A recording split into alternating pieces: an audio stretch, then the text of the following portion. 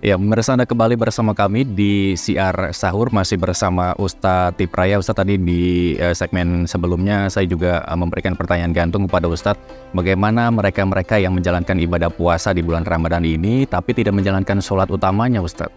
Baik. Setiap amal yang dilakukan oleh seseorang, jika dilakukan baik dengan baik dan benar, tetap dikasih pahala. Jadi artinya apa? Kalau dia berpuasa, maka dia mendapatkan pahala puasanya. Kalau dia tidak melaksanakan sholatnya, maka nanti Allah akan kasih hukuman terhadap dia karena meninggalkan sholat. Dia tidak berarti tidak ada gunanya kamu puasa kalau tidak sholat. Tidak. Tetap diberi pahala oleh Allah karena dia telah melaksanakan puasa. Karena dia meninggalkan sholatnya, maka dikasih hukuman oleh Allah. Dia berdosa karena tidak melaksanakan sholat. Ya tidak bisa suatu ibadah itu tidak ada gunanya. Kamu haji kalau tidak sholat, tidak, tetap aja dikasih pahala untuk Cuma dia dikasih hukuman kalau dia tidak melaksanakan sholat. Itu tetap aja ada benar. Baik, setiap bulan puasa kan kita juga ada tambahan ibadah lain seperti sholat taraweh, ya begitu kan, sholat taraweh dan sholat sunnah, serta di akhir ada sholat witir dan lain sebagainya. Nah, bagaimana hukumnya umat Islam dalam bulan suci Ramadan ini menjalankan sholat tarawih, Ustaz? Ya, sholat tarawih itu memiliki keutamaan khusus karena satu-satunya sholat sunat yang dilaksanakan pada bulan Ramadan adalah sholat tarawih. Sholat tarawih itu kita lihat kan bervariasi. Kok ada yang 4 rakaat salam, ada yang 2 rakaat salam, ada yang 8 rakaat, ada yang 20 rakaat.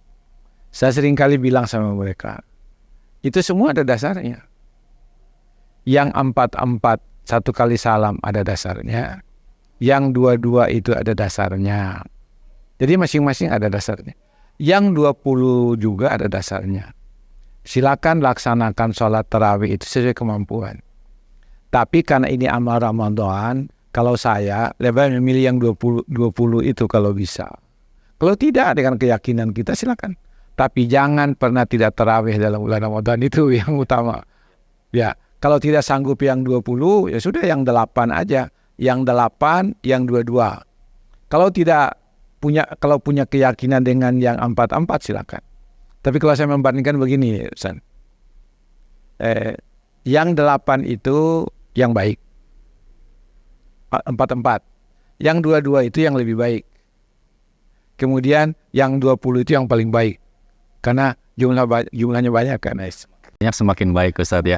Nah, apa bedanya ataupun ada perbedaan pendapat pahalanya kah atau berkurang pahalanya juga jika kami ini kita tahu bahwa pekerja media kerjanya juga tidak tentu waktu begitu ya, bisa kadang malam, siang, pagi, bahkan subuh sekalipun begitu, Ustadz. Bagaimana kalau kita berniat untuk sholat tarawih sendiri di rumah? Apakah itu keutamaannya sama saja atau ada perbedaannya, Ustadz? Ya, nah itu tadi yang saya katakan, jangan pernah tinggalkan sholat tarawih sepanjang kita punya kesempatan. Mau berjamaah silakan, mau sendiri silakan. Kalau ada pekerjaan lain yang harus kita dahulukan, sehingga sholat tarawih belum kita lakukan, ya silakan aja. Dahulukan aja pekerjaan itu, apalagi pekerjaan seperti ini kan, pekerjaan meliput ini kan syiar agama juga. Menyampaikan dakwah kepada masyarakat. Udah, saya secara pribadi kalau di rumah, saya biasanya tarawihnya 20. Pas sama istri saya sudah capek, Bu, kita 8 aja. Udah. Jadi tidak usah menyulitkan diri kita, enggak. Jadi kadang-kala istri saya sendirian sholat tarawih karena saya capek. Ya. Yang penting jangan tidak melaksanakan sholat tarawih. Walaupun dalam keyakinan saya dengan 8 itu sudah cukup. Tapi harusnya yang maksimal yang kita lakukan. Karena apa? Sholat tarawih tidak ada di luar bulan Ramadan. Hanya ada dalam bulan Ramadan. Karena itu kita manfaatkan waktu itu untuk sholat tarawih. Baik, kalau waktu-waktunya yang tepat untuk melaksanakan sholat tarawih, kalau memang berjamaah, memang biasanya setelah sholat isya begitu ya, dilanjut dengan sholat tarawih. Kalau sholat sendiri, waktu-waktunya dari kapan sampai kapan, Ustaz? Kalau bagusnya menurut saya lebih baik dilaksanakan segera setelah sholat Isya. Karena kadang-kala kita bangun kembali itu susah. Cuma sholat witir itu pernah terjadi di masa Nabi. Kata Nabi, kalau tidak salah ingat saya kepada Abu Bakar, ya Abu Bakar, sholat witirmu kapan kamu? Saya sholat witirnya habis sholat Isya ya Rasulullah. Umar kapan? Nanti malam saya. Apa kata Rasulullah? Kalian berdua hebat. Yang satu hebat, segera menyelesaikan sholat witirnya. Yang satu itu siap untuk bangun pada malam hari untuk sholat witir kan. Hebat. Dipuji kedua-duanya oleh Rasulullah. Kalian hebat katanya. Yang satu cepat menyelesaikan, yang satu siap untuk bangun lagi gitu. Dalam kaitan sholat tarawih biasanya begini. Ada orang yang berkeyakinan sholat witir, yang saya maksud sholat witir, harus dilakukan segera setelah sholat Isya, setelah sholat tarawih. Boleh ditunda, boleh.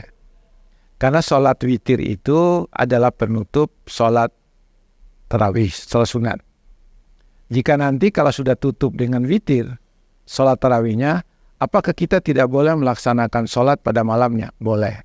Tapi tidak usah witir lagi. Itu. Kalau kita belum witir, nanti malamnya itu baru witir.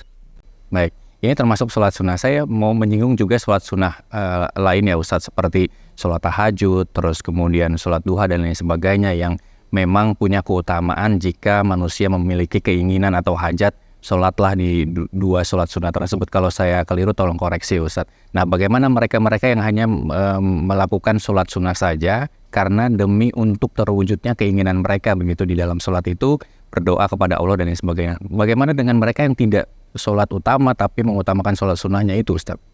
Wah, ini jadi persoalan. Dia mengutamakan sholat-sholat tertentu pada saat mereka butuh kepada Allah kan. Seharusnya itu dengan sholat-sholat fardu yang dia lakukan, di situ juga dia bisa bermohon apa saja. Karena as-sholat itu arti awalnya adalah berdoa. Jadi kalau orang melaksanakan sholat, pada intinya dia berdoa kepada Allah. Jadi kalau dia hanya melaksanakan sholat sunat aja, tidak sholat fardu, itu menurut saya sudah salah kaprah menurut saya. Harusnya didahulukan sholat fardunya baru sholat sunnahnya. Sholat sunnahnya itu, bayangkan, sholat sunnah itu begitu banyak. Ada sholat sunat wudhu, setelah wudhu kita sholat. Kemudian ada sholat sunat qabliyah zuhur misalnya, ada ba'diyah zuhur. Itu banyak sekali sholat sunat. Jangan pernah meninggalkan sholat sunat itu. Sholat fardu itu, sholat sunat yang dilakukan terutama sholat rawatib itu akan menghapuskan kekurangan-kekurangan dalam pelaksanaan sholat fardu. Baik, Ustadz, dari apa yang kita sudah perbincangkan, apa yang bisa ditarik kesimpulan terkait dengan tema kita, jagalah sholatmu hari ini? Kesimpulannya, sholat fardu adalah tiang agama, jangan pernah meninggalkan sholat fardu itu. Sama kalau kita meninggalkan sholat fardu yang 5 itu sebenarnya sama dengan kita meninggalkan sholat yang 50 kali yang diwajibkan itu. Sayang sekali. Karena itu maka jagalah sholat, lakukanlah di awal waktunya, lakukan pada waktunya. Tapi kan ada kemudahan, sekian banyak kemudahan diberikan Allah. Kalau kita dalam kesulitan, boleh sholatnya dijamak. Boleh kalau ketiduran diqada. Boleh nanti kalau dalam kesulitan bisa dijamak dan kasar. Coba, dijamak dan kasar lagi. Digabungkan 2 sholat, dikasar lagi. Misalnya sholat zuhur dengan sholat asar, boleh di awal, boleh di akhir. Yang di awal 2 rakaat, 2 rakaat. Yang di akhir 2 rakaat, 2 rakaat. Itu luar biasa itu, kemudian diberikan. Baik, terima kasih Ustadz Tiprai. Kita harus akhiri siar sahur hari ini. Pemirsa NTV, demikianlah siar sahur pada hari ini. Saya Muhammad Irsal pamit undur diri. Selamat menjalankan ibadah puasa. Kita ketemu di episode siar sahur berikutnya. Sampai jumpa.